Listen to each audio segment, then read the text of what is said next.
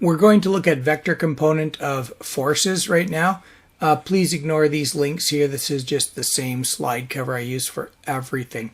This is where you'll be going into heavy detail in grade 12. I'm covering it now, again, just to make sure you're ready for grade 12, given our shortened quadmester. But I'm only going to ever ask you to do one problem. And this is the same as doing vector components in the first unit. So you've already done considerably more with vector components than you'll actually need in grade 12.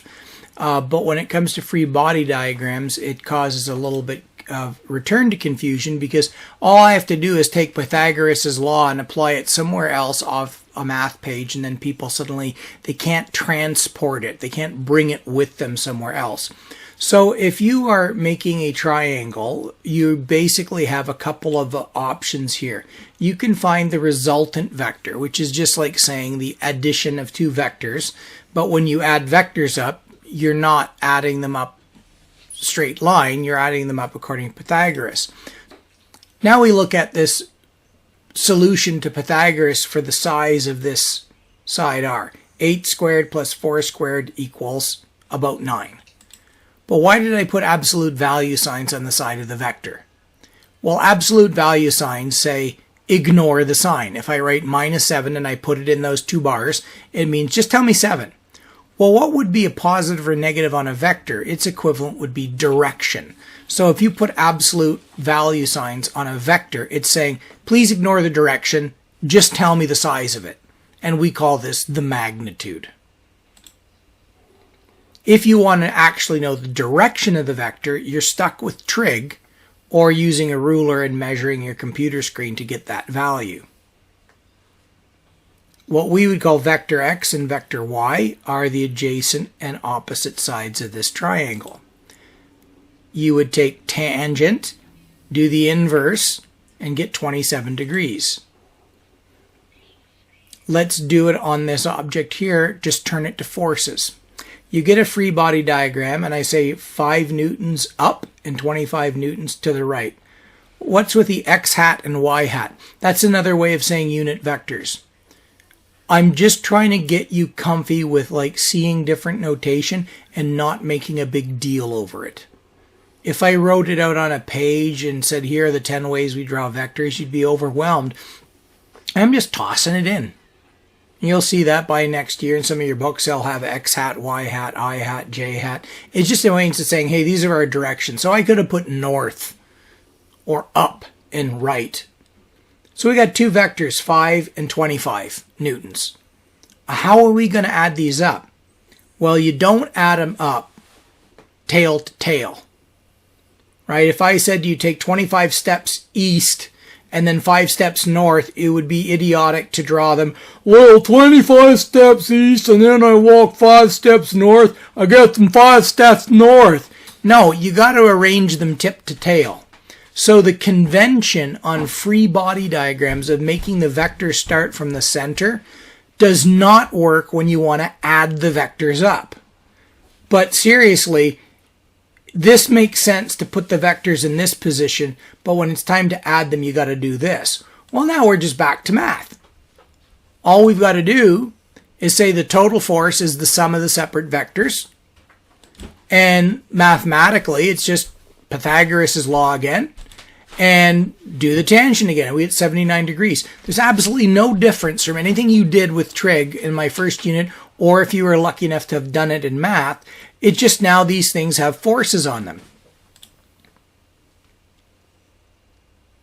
This is where the tricks start to come in. You know yourself that in most objects that are being dragged, you're dragging at an angle.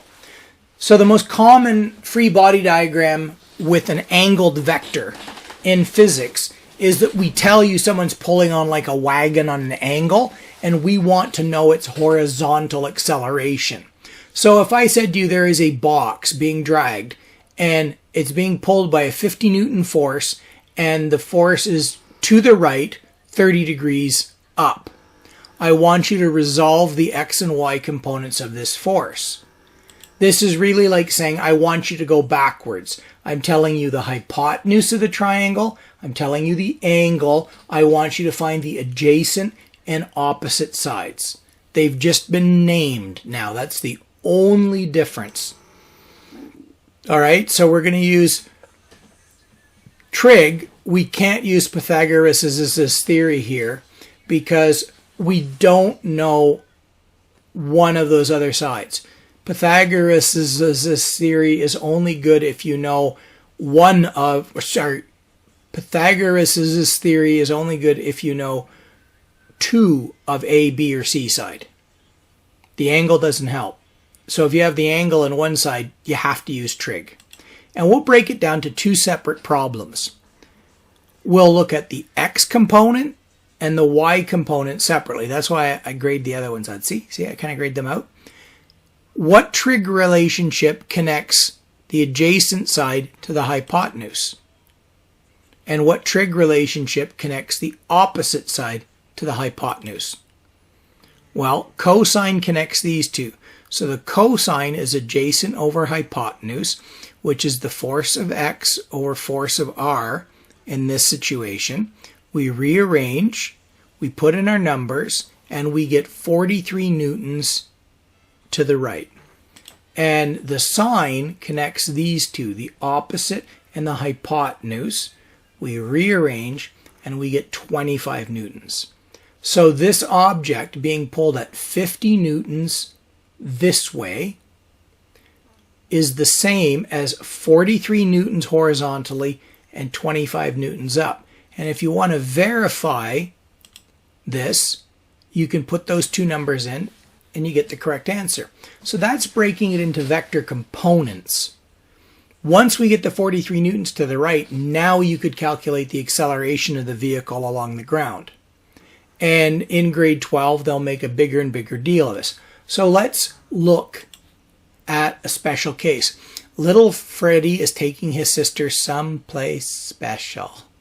But like most precocious youngsters, he can't help but wonder, if I'm pulling with 200 newtons left 35 degrees up, and my sister has a mass of 45 kilograms, what will be her horizontal acceleration as we approach the edge? I mean, every little kid thinks thoughts like this. So let's see what the little sister's acceleration will be as they approach the mysterious edge. We turn it from such a cute drawing to like, you can see a physicist going like, oh my goodness, they are so cute. So here's the free body diagram to represent this situation. And I think she's like way too big to be entertained by this. So how do we break it down so we find this component of the acceleration? Right now, that's just to give you your x coordinates so you can see my angle. We want to solve for the force of x. And that's the cosine relationship again, because this is adjacent hypotenuse. We get 161 newtons.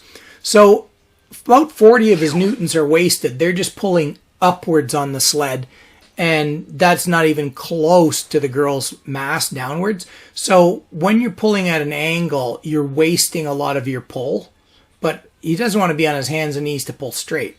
So the angled pull transfers some of the pull horizontally, and the rest is simply easing how heavy the box is on the snow. Now we can use this formula to take the 161 newtons and calculate the acceleration, which is like, dude, that's a pretty hefty acceleration. This kid's going to be at highway speed in less than 10 seconds. So does this sound like what a reasonable human being could do? Well, if he wants to get rid of his sister that quick, I suppose. But, I mean, we're talking some serious flash acceleration there. So I doubt most of us could sustain an acceleration like that for more than, 2-3 seconds, and we'd be at our maximum running speed. So it's not a very practical value. But anyway, now you see how to do vector components. That's all I would ask in grade 11, and even so, that would be like bonus territory. But that's what you'll be doing in grade 12. And in grade 12, this is where you'll get at probably one of the dumbest vehicles in Star Wars, other than the skim speeders, or these idiotic things just because he wanted to do Ben-Hur, these pod racers. And I can already see a disastrous problem arising here because of these force vectors. So I could turn the pod racer into these two forces.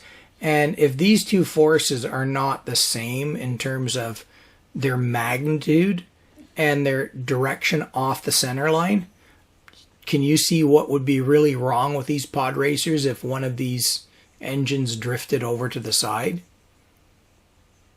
So there's a fundamental instability built into these pod racers. And don't go fanboy on me. Don't say, well, that's why there's a nucleonic membrane tethering here to prevent them from developing.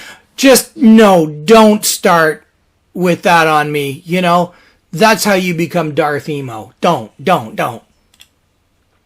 So if I said to you, engine pod 1 had a force of 10,000 newtons right, 10 degrees up.